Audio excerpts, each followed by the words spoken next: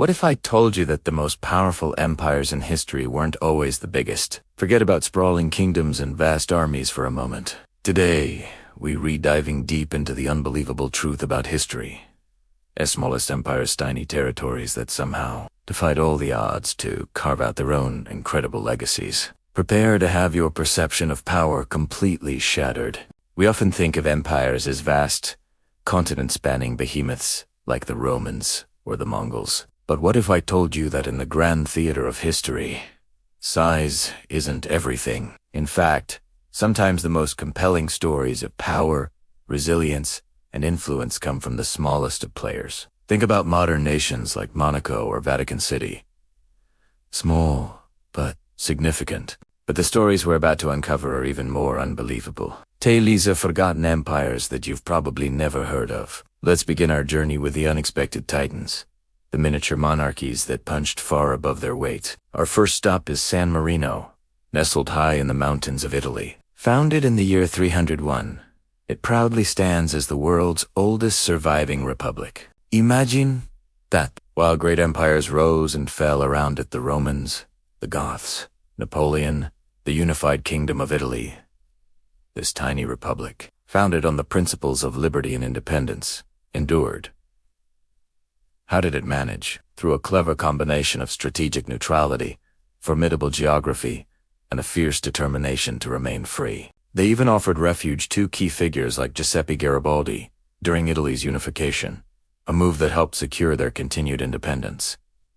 It's a masterclass in survival. Next, let's sail down the Adriatic coast to the magnificent city of Ragusa, now known as Dubrovnik. For centuries, Ragusa was a maritime republic and a major rival to Venice. But here's the twist. Ragusa built its empire not on military conquest, but on shrewd diplomacy and trade. Their motto was, "Liberty is not sold for all the gold in the world."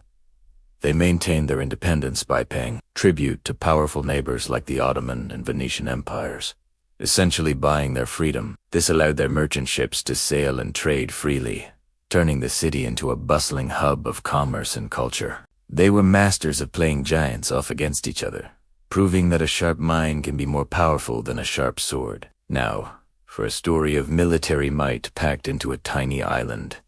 The Knights Hospitaller of Malta, originally a religious order dedicated to caring for pilgrims. They evolved into one of the most formidable military forces in the Mediterranean. After being driven from the Holy Land, they were granted the island of Malta by the Holy Roman Emperor. From this rocky outpost, they controlled vital sea lanes and waged a relentless war against pirates and the expanding Ottoman Empire. Their most famous moment came during the Great Siege of Malta in 1565. A few thousand knights and Maltese soldiers held off an enormous Ottoman army for months in one of history's most epic sieges. They not only survived, but won.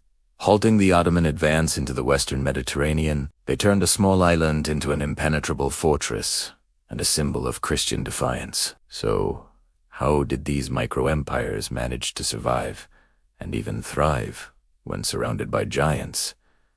It wasn't just luck. It was a combination of genius, strategy, and relentless grit. First, defense. Their small size was actually an advantage. They could pour all their resources into creating nearly impregnable fortifications. Think of the massive walls of Dubrovnik, or the star-shaped forts of Malta. These weren't just walls. They were state of the art.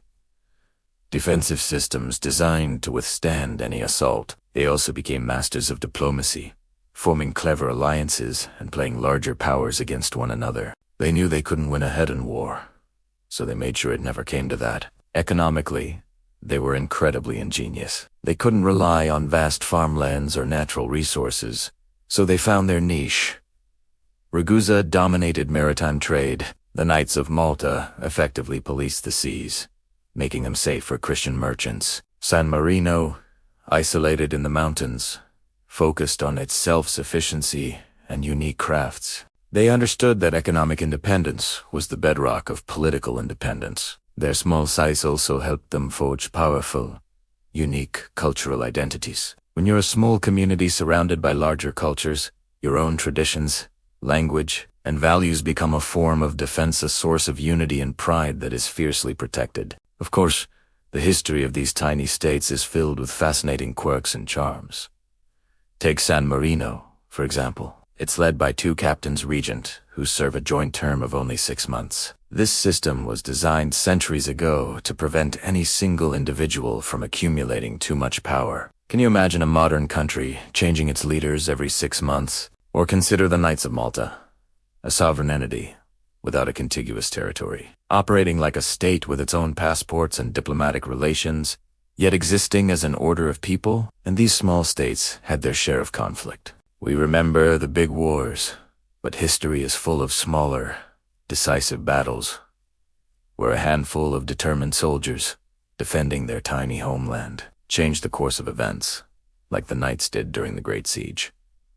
The enduring legacy of these pocket-sized powers is profound. They teach us that resilience, ingenuity, and a strong sense of identity can be more valuable than sheer size and military might. They force us to look beyond the map and redefine what an empire or a power truly is. Is it about the amount of land you control, or is it about your influence, your ability to endure, your contribution to culture, and your capacity to defend your way of life against all odds? These incredible stories are not just historical footnotes. They are powerful testaments to the human spirit's desire to build, to create, and to defend a place to call home, no matter how small. They show us that true strength doesn't always roar. Sometimes, it quietly endures for centuries. The greatest legacies are not always written on the largest maps. Thank you so much for joining me on this journey into the world of history's smallest empires. I hope it's given you a new perspective on power and history. If you enjoyed this video, please hit that like button